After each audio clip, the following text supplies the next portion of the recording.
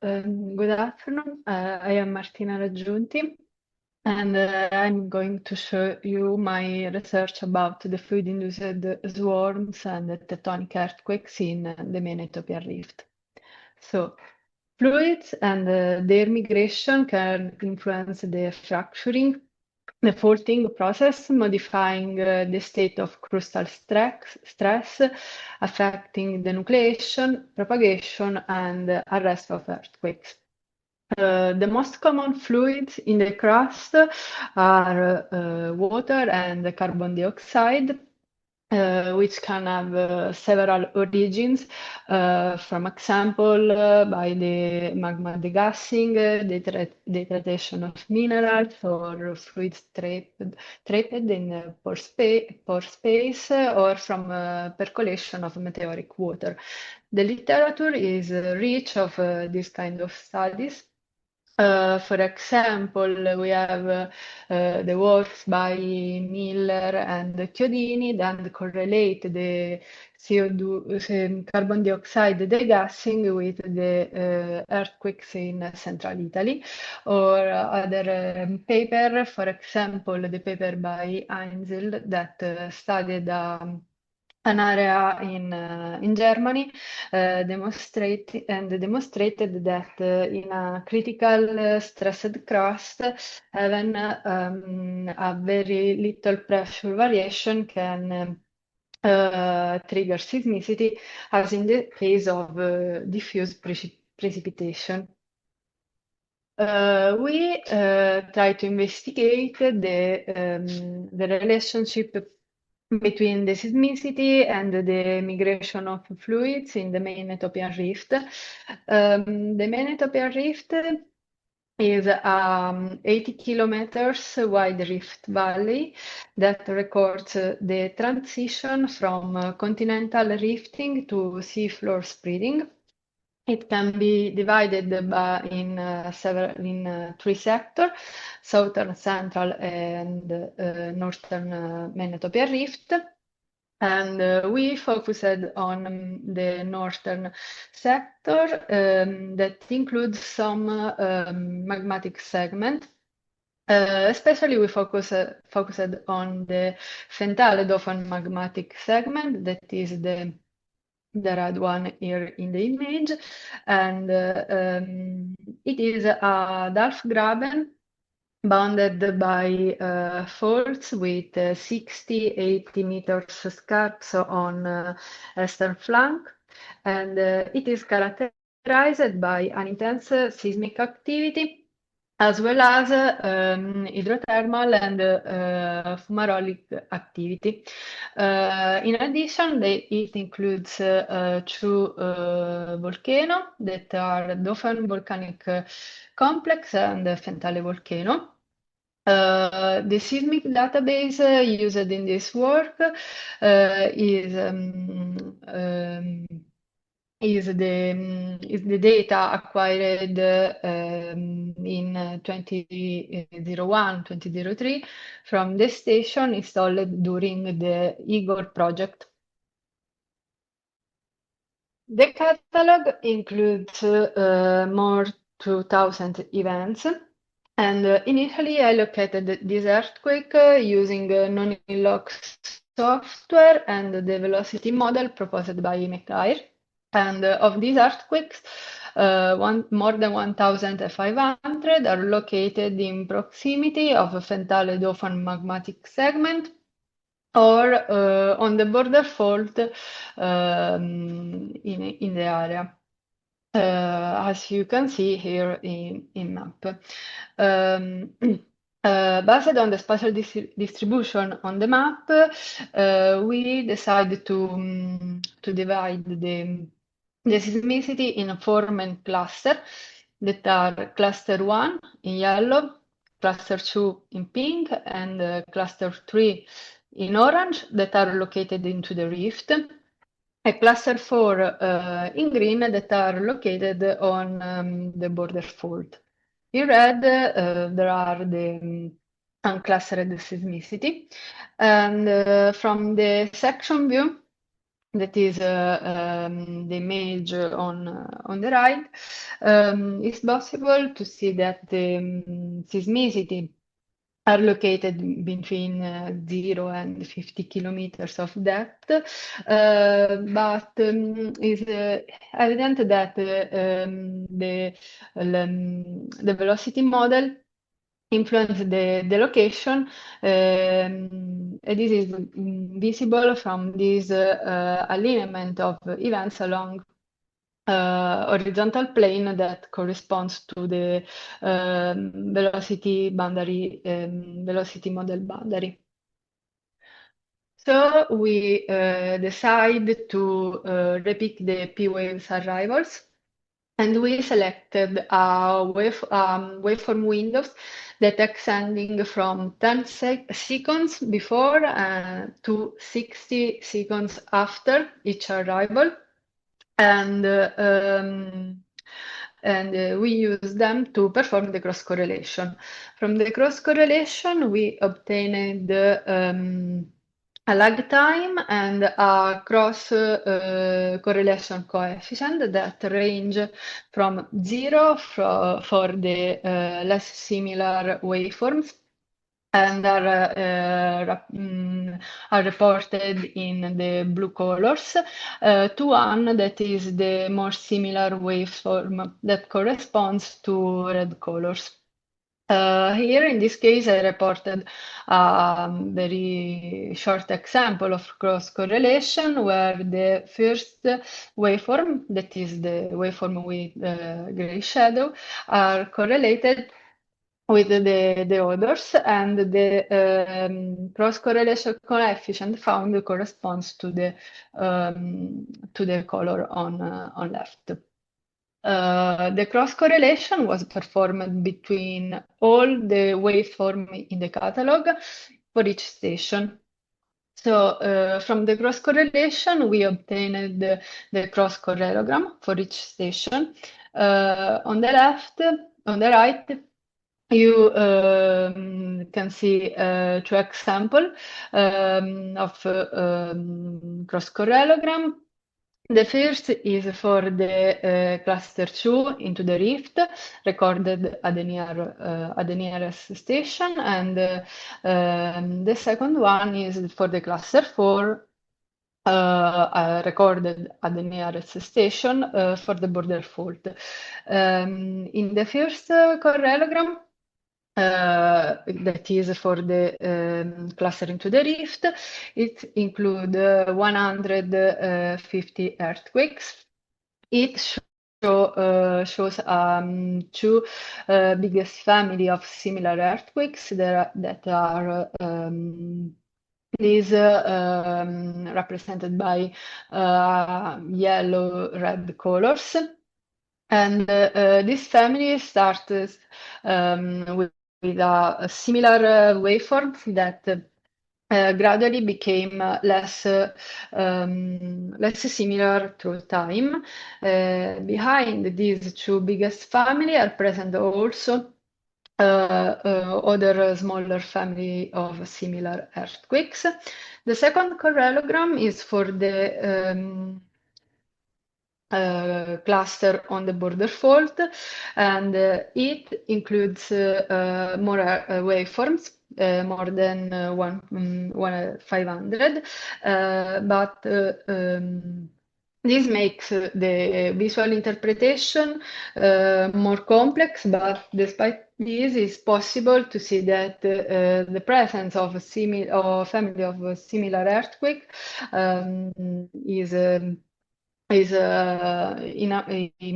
lesser respect the cross correlogram into the rift, and also when the family of similar earthquakes are present, they are smaller or with cross correlogram coefficient lower respect to the correlogram in the rift.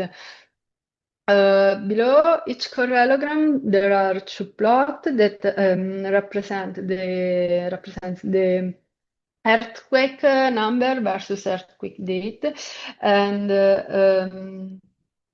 They allow to visualize the occurrence of earthquake through the time. The flat section, that are the section in red, represent the period with a high seismic rate, and it is evident that in the rift, the high seismic rate corresponds to the occurrence of a family of a similar earthquake. Instead, in the border fault, the seismic rate is more or less the same, is constant without evident increase. You're at 10 minutes now. Okay, then we performed a new location using HypoDD with P and S arrivals from the catalog and the P cross correlation lag time. As it is evident from the map, the quality of location is improved. Now is the majority of the seismicity is in the upper middle crust, most shallower of 50 kilometers. The main noticeable variation in the earthquake depth is that the seismicity is shallower in proximity to the main volcanic center. This is visible in the section C and D that are on the Dauphin volcanic complex.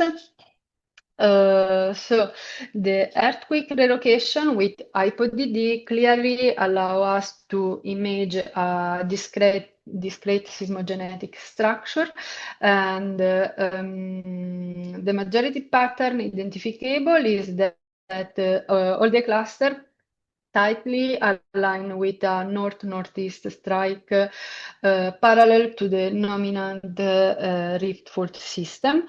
And in addition, in the cluster C and D, is possible to define as a seismogenetic structure about 8 kilometer long west northwest dipping plane, which project upward to the surface expression of normal fault, as indicated in a step of the topography, here highlighted with a red arrow. About the cluster of the border fault, that correspond to the cross section G and H, we have that the seismicity focus on a clear about 10 kilometers west dipping plane. In addition, we computed also the released seismic moment. For the events in the rift, a cumulative seismic moment released was computed, then for the cluster 1, 2, and 3.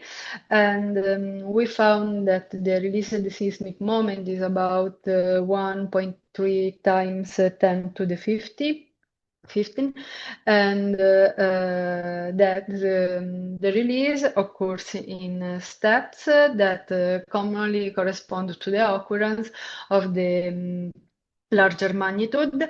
And for the border fault, we found that the released seismic moment correspond about to 3.5 times 10 to the 15. And the magnitude greater than 3 are more frequent respect to the rift.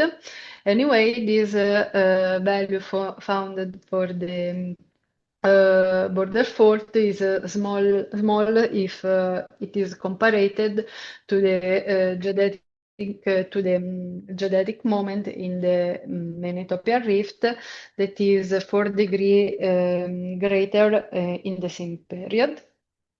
So we found, so we have that in the Main Ethiopian Rift, the seismicity mainly occur in discrete cluster within the rift and the border fault.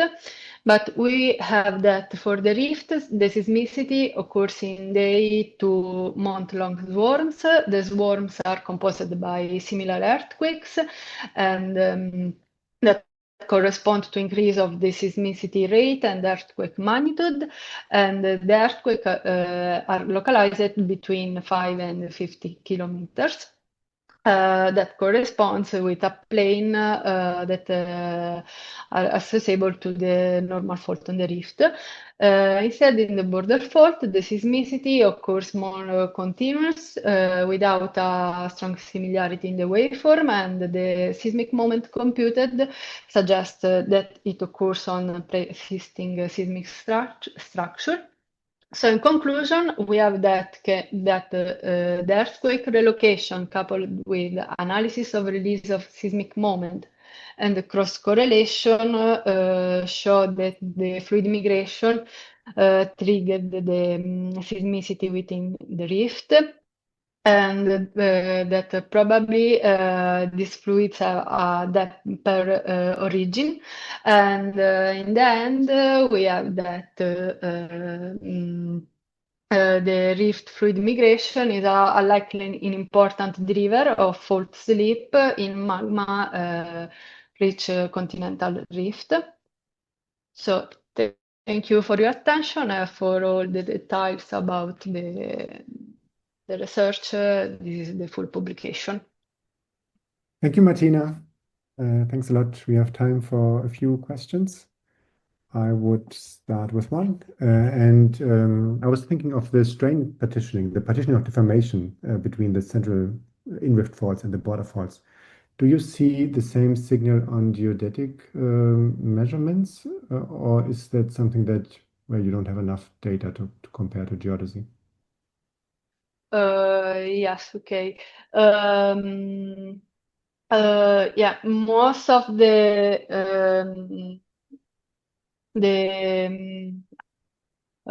seismic moment was released by border fault. So comparing our results with geodetic data, so we suppose that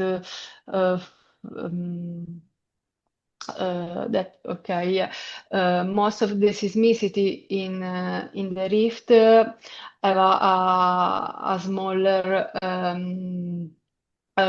magnitude, and then they accommodate a lesser respect to the border fault, where also the geodetic data confirms that the moment is biggest. Okay, thanks. Kim. Hi, great talk. I'm curious about your clustering. So you picked 4 clusters. Is that just based on visual assessment in terms of their spatial distribution? Yeah, just on the visual inspection on the map. I'm curious if you could use some kind of unsupervised clustering to see if there's more potential clusters, particularly in number 4, because it looks like it has a huge temporal variation between it, and when you plot it in cross section, it looks kind of blurry. Is that something you might try to see if there's more clusters potentially in there? Yeah, we never try with some kind of clustering, but in this case, I suppose also that it depends also about some kind of parameterization that we decide, because we selected the cluster 4 that is on the border fault based on the map, and probably um, some kind of clusterization can select a biggest cluster, but the the question is that we selected the cluster based on non-in-loc location. That is not so accurate, especially here. We have a clusterization on the horizontal plane. So I don't know if the kind of clustering is able to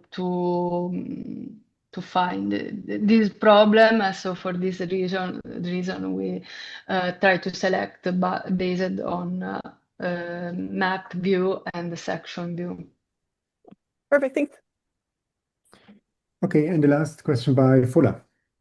Really nice talk, Martina. So a quick question. The green cluster here that's on the border fault, it's dipping away from the rift. And typically, border faults dip towards the basin. So it seems to me that that may be like a fault that is conjugate to what should be a border fault, or is that like a different grabbing on the rift shoulder?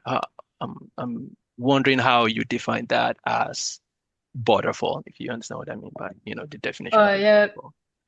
Especially from the literature, because here are the main fault system of the rift that are defined the border fault of the rift. Okay. All right. Thank you.